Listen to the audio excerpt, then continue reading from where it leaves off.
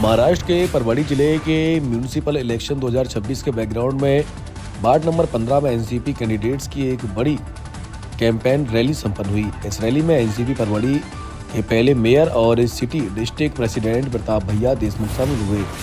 संवाददाता शांतिलाल शर्मा की रिपोर्ट। दीड वर्षामध्ये आम्ही प्रभागामध्ये प्रताप भैया देशमुख यांच्या मार्फत व पालकमंत्री त्यावेळेसचे संजय बनसोडे साहेब यांच्याकडून आम्हाला पालकमंत्री असताना 9 कोटीचा निधी मिळाला।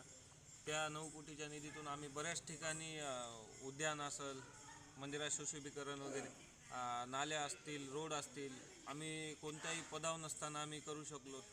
आणि लोकांमध्ये आज मागच्या वर्षीचे जे 5 नगरसेवक आहेत त्यांना आज लोकांना ते नगरसेवकसुद्धा माहिती नाही। आणि जर आम्ही बिना पदावर नसताना जर आम्ही हे कामं करू शकतो तर ते कामं का नाही करू शकत, हा प्रश्न आज जनतेने त्यांना विचारला पाहिजे।